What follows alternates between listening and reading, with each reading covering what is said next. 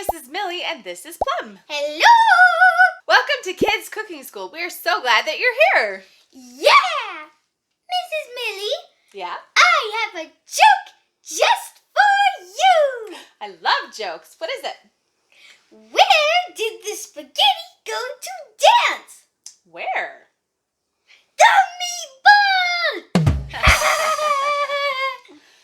Get it? You go to a ball to dance, but it's a meatball? That is a funny one. Speaking of spaghetti, we're going to be making spaghetti today. Ooh! That means we need to use the stove! That's right. So if you're going to be making spaghetti, make sure you have a grown-up with you because making spaghetti can get really hot. Being safe is the most important thing. Now let's begin.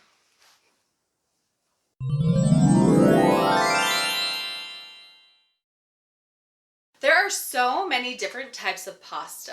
Spaghetti is the kind that's round this way, and it's long and skinny. And you can twirl it around a fork. Yeah, twirling it around a fork makes it easier to eat.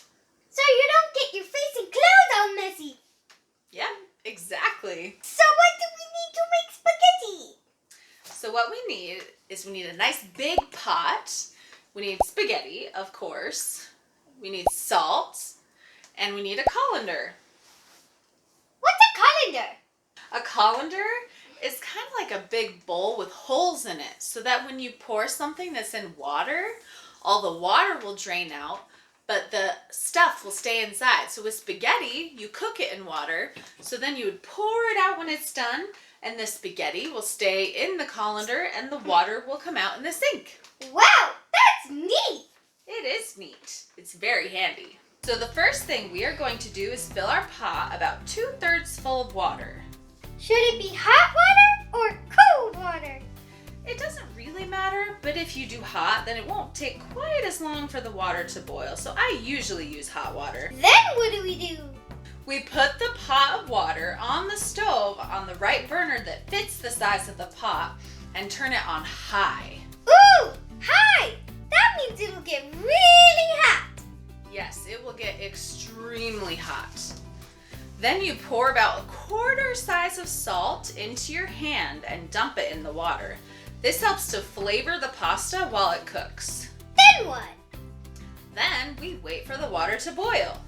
During this time, if you're making dinner, this is a good time to get all your sides together, such as salad, garlic bread, or whatever you want with it. How do you know when it's boiling? You will see lots of bubbles coming up out of the water. Oh, okay. It looks like it's boiling now. We are ready to put the spaghetti in the water. As it is cooking, you want to carefully try to push it into the water as it gets soft. Then stir it a bit so that it doesn't stick to the pan. Ooh, that's bubbling a lot. It does bubble a lot. If it's bubbling too much, you can turn the heat down just a little bit so that it doesn't boil over. And be careful so that it doesn't spit at you. Make sure you have a grown-up nearby. This gets really hot. That would hurt if it spit at you. Yes, it would. So we need to be very careful. And make sure that you stir it every so often. On your package, it will say how many minutes to cook it. I like to set a timer for a little less time than what the package says, just to make sure that I don't overcook it. And then check it when the timer is done. How do you know when the spaghetti is done? I like to take a piece, pull it out with my spoon, blow on it really well because it will be really hot, and then eat it to see if it's how I like it. You don't want it too crunchy, but not too soft either.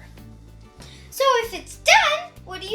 You put your colander in the sink, then you take a couple towels or oven mitts and take the pot and walk it over to the sink and dump your spaghetti and water into the colander.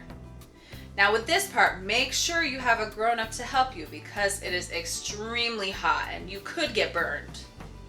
What do you do after you drain the water out? You can put the spaghetti back in the pot and add a little bit of olive oil so the spaghetti doesn't stick together. Then you can add whatever you like to it. What kinds of things can you add on it? You can put spaghetti sauce, alfredo sauce, pesto, some butter and cheese, meatballs, chicken, really whatever you want. My favorite is chicken alfredo. I personally love some chicken and pesto. Mm-mm-mm.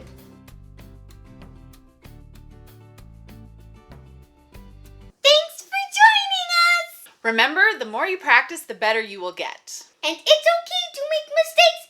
Just try to do a little better next time. If you enjoyed this video, push the like button and remember to subscribe to see any of our future videos.